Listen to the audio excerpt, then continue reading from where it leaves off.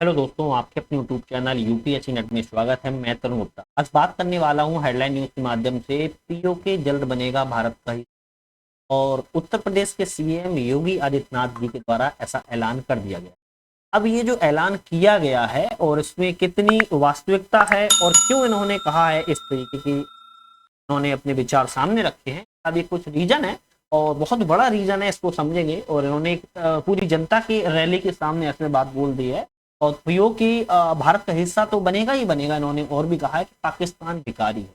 ये भी इन्होंने कुछ शब्दों का यूज किया हुआ है। ठीक है, खैर हम समझते हैं पूरी बात को। जल्दी से चैनल को लाइक शेयर सब्सक्राइब कर लीजिए। हमारा ऐप भी आ चुका है, नट लर्निंग ऐप। आप उसको भी डाउनलोड कर सकते हो, जिसकी डिस्क्रिप्शन में लिंक है। आप उस लिंक डाउनलोड करके आप टेस्ट सीरीज वगैरह लगा सकते हो। तो इन्होंने कहा है कि चुनाव के बाद पीओके भी होगा जम्मू कश्मीर का हिस्सा। और रामगढ़ की रैली में उत्तर प्रदेश के सीएम गए थे और वहीं पे इन्होंने बोल दिया है कि पीओके को अब हम भारत का हिस्सा या जम्मू कश्मीर का हिस्सा बना दें। चर्चा में क्यों है, अब हम बात को समझते हैं। चर्चा में क्यों है, पाकिस्तान बेकारी है, पीओके में हो रहे प्रदर्शन का क्या है, तो एक एक करके चीजों को हम समझ लेते हैं।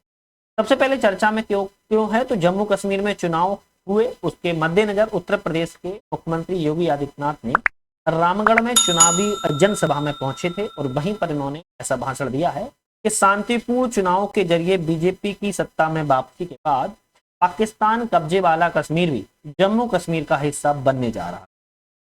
शांतिपूर्ण चुनाव हो गए, सत्ता में वापसी हो गई, तदुपरांत कहा गया कि पाकिस्तान का कब्जे वाला जो पीओके है उसको हम जम्मू कश्मीर का हिस्सा बना देंगे, अर्थात भारत का हिस्सा। पाकिस्तान में अब हलचल मची हुई है इसको लेकर, भयंकर तरीके से पाकिस्तान में हलचल मची है। और वो अपने लोकतंत्र को बचाने के लिए संघर्ष में अब जुट चुके हैं।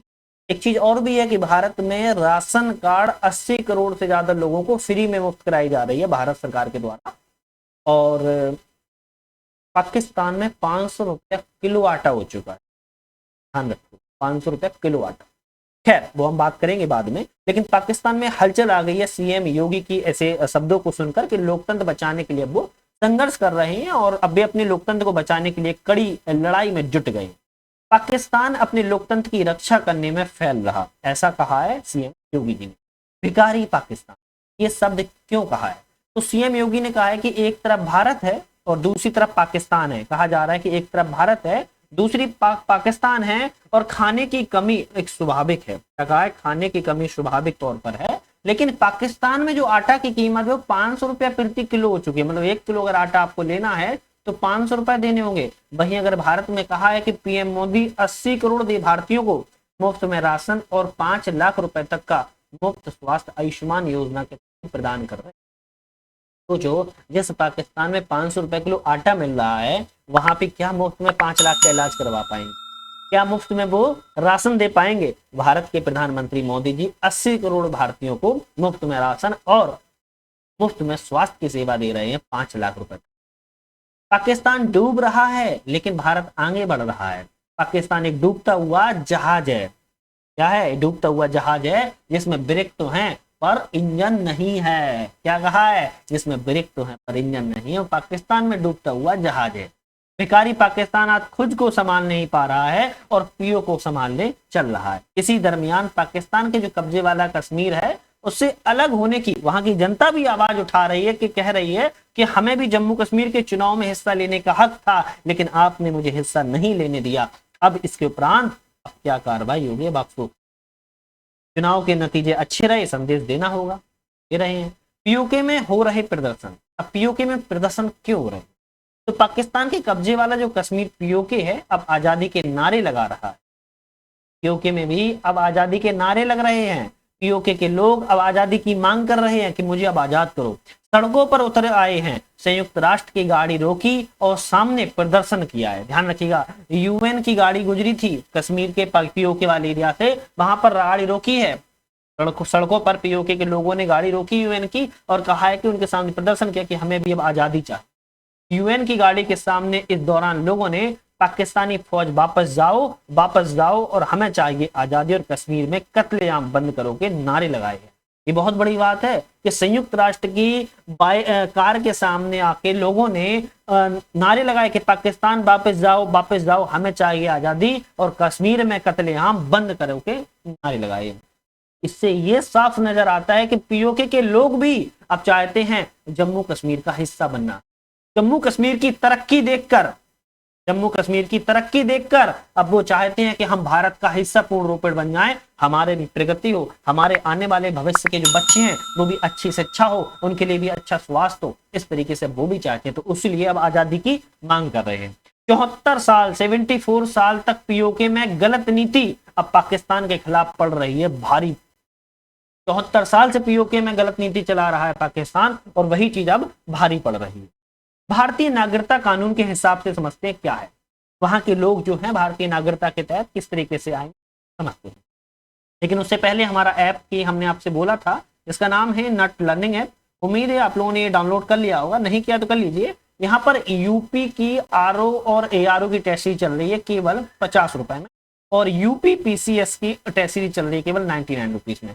तो टेस्ट सीरीज इंपोर्टेंट है, और 250 टेस्ट है, मतलब कि टोटल अगर टेस्ट देखा जाए तो 500 टेस्ट है, अपने आप में कम नहीं होते। जाके आप भारतीय नागरिकता कानून के हिसाब से बात करते हैं तो भारतीय नागरिकता अधिनियम 1955 के अनुसार आप जन्म से, वंशानुगत के आधार पर, रजिस्ट्रेशन के माध्यम से भारत की नागरिकता को प्राप्त कर सकते हैं। और भी 3 तरीके हैं, वो इसमें नहीं होंगे, ध्यान रखिएगा। तो जन्म से, वंशानुगत के माध्यम से, रजिस्ट्रेशन के माध्यम से आप भारत की नागरिकता अधिनियम 1955 के लिहाज से कर सकते हैं। भारतीय संविधान के मुताबिक पीओके के लोग पहले से ही भारत के नागरिक माने जाते हैं। क्या कहा जा रहा है? पीओके के लोग हैं जो पहले से ही भारत के नागरिक ऑलरेडी माने जाते हैं, क्योंकि भारतीय संविधान जम्मू कश्मीर, जिसमें पीओके भी शामिल है, राज्य के सभी निवासियों को भारतीय नागरिक मानता है। हालांकि कब्जा किए है पाकिस्तान, का हिस्सा वगैरह नहीं है, कब्जा किए है, तो भारत क्या मानता है? ऑलरेडी उस भारतीय नागरिक मानता है पीओके के निवासियों को। तो ये माइंड में अपने आप क्लियर कर लीजिए। पीओके के बारे में समझते हैं। यहाँ पर आप देखोगे जो पीओके वाला हिस्सा है वो यहाँ पर है, ये दिख रहा है। और ये जो आपको जम्मू कश्मीर, ये पहले पूरा हो गया है, लेकिन अभी यहाँ से अगर देखा जाए यहाँ से, तो ये हो गया आपका जम्मू कश्मीर, ये हो गया आपका लद्दाख, और ये दोनों यूटीज हैं, आपको पता ही है ये दोनों यूटीज है। पहले जम्मू कश्मीर पूरा एक था, अब अलग अलग हो चुके हैं। और लाइन ऑफ कंट्रोल जो आप देख पा रहे हो वो ये है लाइन ऑफ कंट्रोल, और पीओके वाला हिस्सा ये है। अब ये पूरा पीओके अब भारत का हिस्सा बनने वाला है बहुत जल्द ही। यहाँ पर भी देख सकते हो पीओके, और एलओसी आप देखोगे तो श्रीनगर के ऊपर एलओसी यहाँ पर आपको देखने को मिलेगी, एलओसी यहाँ पर एलओसी यहाँ पर, लद्दाख ये रहा, जम्मू कश्मीर ये रहा, समझिएगा। लाइन ऑफ जो कंट्रोल कह सकते हो या किसी भी कह लो आप। अच्छा, एक चीज और है, जो यहाँ पर एक काराकोरम वाला ट्रैक है वो यहाँ पर आपको देखने को मिलेगा। और ये तो आप समझते ही हो कि पाकिस्तान अफगानिस्तान की सीमा आपको यहाँ पर सिर्फ देखने को मिल जाएगी, और चाइना की पूरी बाउंड्री यहाँ से लगती है, ये आपको पता है ना। तो ये सब चीजें हैं कुछ पीओके के बारे में जो आपको मैप के माध्यम से पाकिस्तान अधिकृत कश्मीर, जो कि पीओके मैंने आपको हिस्सा दिखाया है, जम्मू कश्मीर भारत का हुआ हिस्सा है। 1947 में पाकिस्तानियों ने आक्रमण किया था और अपने कब्जे में ले लिया था, हालांकि उनका वो हिस्सा नहीं है। वहां के भारतीय नागरिकता पीओके के लोगों को प्राप्त है ऑलरेडी, ध्यान रखिएगा, पीओके के लोगों को भारतीय नागरिकता ऑलरेडी प्राप्त है, उनको कुछ भी नहीं करना है। संयुक्त राष्ट्र और अन्य अंतर्राष्ट्रीय जो संगठन है के द्वारा पाकिस्तान नियंत्रित कश्मीर, पाकिस्तान प्रशासित कश्मीर में एक रूप में संदर्भित किया गया है कि वह अंतर्राष्ट्रीय संगठन यूएन के द्वारा कि पाकिस्तान नियंत्रित कश्मीर है, ठीक है, लेकिन उसका हिस्सा नहीं है, केवल रेगुलेट करता है या रेगुलेशन के तहत, ठीक है, ऐसा कुछ नहीं है कि वो हिस्सा है। मोदी सरकार इसका नाम बदलकर पाकिस्तान अधिकृत कश्मीर कर दिया गया है। क्या कर दिया गया? पाकिस्तान अधिकृत कश्मीर, मतलब कि उसने एक तरीके से अधिकार कर रखा है, ठीक है, उसका हिस्सा नहीं है, ये माइंड में आप लोग रखें। पीओके भी 2 भागों में विभाजित। अब पीओके 2 भागों में विभाजित कैसे, तो समझते कितनी खूबसूरती है ना। जन्नत नजर आती है पीओके के आसपास, देखोगे जन्नत नजर आती है ना, कहीं जन्नत घूमने की जरूरत नहीं है, यहीं पीओके चले जाओ जन्नत देखने को मिलेगी। पीओके की 2 भागों में विभाजित, एक आजाद जम्मू कश्मीर जिसको हम एजेके कहते हैं एजेके। मैंने आपको बताना भूल गया एजेके कहां पर है, एजेके ये रहा, क्लियर कर देता हूं। यहाँ पर जो हिस्सा आपको देखने को मिलेगा जम्मू कश्मीर के बगल से, यहाँ पर एजेके, आजाद जम्मू एंड, इसको हम एजेके कहते हैं। ये यहाँ के जो लोग हैं ना पाकिस्तान को मानते हैं ना भारत को मानते हैं, ठीक है, और पीओके ये ऊपर है। तो आप थोड़ा सा ध्यान रखिएगा, पीओके भी 2 भागों में है, एक तो जम्मू कश्मीर एजेके में, और एक है गिलगित बाल्टिस्तान। अगस्त 2009 से इसे उत्तरी क्षेत्र कहा जाता है। भारत पाकिस्तान के बीच में कुछ झगड़े की जड़ क्या है, झगड़े की जड़ समझते हैं, जो कि इनपुट 1947 से ही हमारी नीति रही है कि पीओके भारत का अभिन्न अंग है। हम जब से आजाद हुए हैं तब से 1947 से ही कहते चले आ रहे हैं कि पीओके भारत का एक अभिन्न अंग है। 1947 में पाकिस्तान के पश्तून कबायलियों ने जम्मू कश्मीर पर हमला किया। कहां की किया था? पाकिस्तान के पश्तून कबायली थे, उनके द्वारा जम्मू कश्मीर 1947 में हमला किया। इस विकट स्थिति से निपटने के लिए जम्मू कश्मीर के तत्कालीन वहां के शासक उस समय महाराजा हरि सिंह थे। उन्होंने भारत सरकार से तुरंत सैन्य सहायता मांगी, लेकिन भारत सरकार ने सैन्य सहायता देने से मना कर दिया था। कहा था कि हम इस तरीके से सहायता नहीं देते जब तक कि हम एक समझौते के तहत हस्ताक्षर नहीं करते। फिर उसके उपरांत जब सहायता मांगी भारत सरकार से, तो तत्कालीन उस समय के भारतीय गवर्नर जनरल माउंटबेटन थे। उन्होंने 26 अक्टूबर 1947 को एक समझौते पर हस्ताक्षर किया, जिसमें रक्षा, विदेशी और मामले, संचार, 3 विषय भारत को सौंप दिए गए। ध्यान रखिएगा, कौन कौन से थे? रक्षा थे, विदेशी मामले थे और संचार, कम्युनिकेशन। ये तीनों ही मामले भारत सरकार को सौंप दिए गए थे, बाकी के विषय जम्मू कश्मीर को ही। इन विषयों को छोड़कर जम्मू कश्मीर के सभी निर्णय स्वतंत्र रूप से जम्मू कश्मीर ही उस समय। इस संधि के आधार पर भारत सरकार का दावा था कि भारत को जम्मू कश्मीर से जुड़े मामलों में हस्तक्षेप करने का पूरा अधिकार है। ध्यान रखिएगा, फुल अधिकार है कि भारत सरकार इस संधि के तहत जम्मू कश्मीर के प्रत्येक मामले में हस्तक्षेप कर सकती है। उसी के माध्यम से बहुत सारे जो आर्टिकल भी हैं वो जम्मू कश्मीर के लिए पॉजिटिव भी रहे हैं समय के साथ, और कुछ निगेटिव भी रहे हैं। और उसी आर्टिकल को देखते हुए 370 को, उसी को देखते हुए में भारत को अंग बना, भारत का अंग तो था ही था, लेकिन उसको यूटीस में कन्वर्ट कर दिया है। वहीं दूसरी तरफ पाकिस्तान भारत से इस बात से सहमत नहीं था। ये भी बात इंपॉर्टेंट है, जो ये पूरी प्रक्रिया चल रही थी, समझौता हो चुका है, लेकिन यही पाकिस्तान भारत से अब भारत में विलय के दस्तावेज के माध्यम से जम्मू कश्मीर के क्षेत्र में हस्तांतरण की एक वैधता मिल गई थी, कह सकते हो। जिस तरीके से 1857 में जब प्लासी का 23 जून 1757 को जब बंगाल में हुआ था, तब क्या करने लगे थे वो? तब रुपयों को खींचना स्टार्ट कर दिया था। किसने? अंग्रेजों ने। उसके बाद जब 1764 बक्सर का जब युद्ध हुआ, तो वो उनको वैधता मिल गई थी, क्योंकि उस समय जो मुगल सम्राट थे उनसे उन्होंने क्या ले ली थी? वैधता ली थी। इसी तरीके से जम्मू कश्मीर में 26 अक्टूबर 1947 जब समझौता हो गया, तो भारत सरकार को भी वैधता मिल गई कि अब भैया हम पूरे तरीके से हस्तांतरण कर सकते हैं, हस्तक्षेप कर सकते हैं, इसमें हमारा पूरा अधिकार है। लेकिन अब पाकिस्तान नाखुश था। ये सब चीजें चल रही थी। संसद के सर्वसम्मत प्रस्ताव में कहा गया कि संपूर्ण जम्मू कश्मीर भारत का अभिन्न अंग है। तो संपूर्ण जम्मू कश्मीर, ध्यान रखिएगा, कश्मीर पर पाकिस्तान का दावा 1993 के घोषणा पत्र पर आधारित है। इस घोषणा पत्र के अनुसार जम्मू कश्मीर के उन 5 राज्यों में से एक है जो कि पाकिस्तान सरकार का शासन स्थापित होना था। लेकिन भारत ने पाकिस्तान के इस दावे को कभी भी स्वीकार नहीं किया। ये भी इंपॉर्टेंट है। पाकिस्तान ने तो हरदम कहा है कि जम्मू कश्मीर के उन 5 राज्यों में शामिल है कि उस पर जम्मू पाकिस्तान का अधिकार होना था, शासन होना था। लेकिन जब हस्ताक्षर किए राजा हरि सिंह गौर ने, तो फिर क्यों होना था? नहीं होना था ना, तो इसीलिए नहीं हुआ। और फिर उसी दरमियान पाकिस्तान में कबायली छापा मार आए थे, तो उन्होंने पीओके पर नियंत्रण कर लिया। तब से नियंत्रण ही, हालांकि भारत ने विश्व को स्पष्ट कर दिया है कि भारत का आंतरिक मामला है। ये भी इंपॉर्टेंट है कि अगर इसमें कोई और भी देश इंटरफेयर करता है तो गलत है, क्योंकि भारत ने स्पष्ट तौर पर बोल दिया शुरू से और अभी तक। ऐसा नहीं है कि केवल मोदी जी, शुरू से लेकर अभी तक बोलते चले आ रहे हैं कि ये भारत का आंतरिक मामला है, इंटरनल मामला है, इसमें कोई भी हस्तक्षेप नहीं करे। ये भी बात। पीओके क्यों महत्वपूर्ण है? पीओके क्यों महत्वपूर्ण है? ये क्वेश्चन मार्क नजर आता है भैया, इतना क्यों उस पर ही पड़े हुए? अपनी लोकेशन की वजह। ध्यान रखिएगा, एक इंसान की लोकेशन होती है। हम घर लेते हैं, गांव में घर ले लो, विलेज में जाके लोकेशन है ना, देख सकते हो, क्या दिक्कत है? लेकिन वही एक सिटी में घर ले लो, क्या दिक्कत है? तो सिटी वाला हर इंसान आज के समय में लेना पसंद कर रहा है ना। तो इसी तरीके से अपनी लोकेशन की वजह से पीओके रणनीतिक महत्व बहुत ज्यादा है, इसीलिए वो बहुत बहुत बहुत ज्यादा महत्व।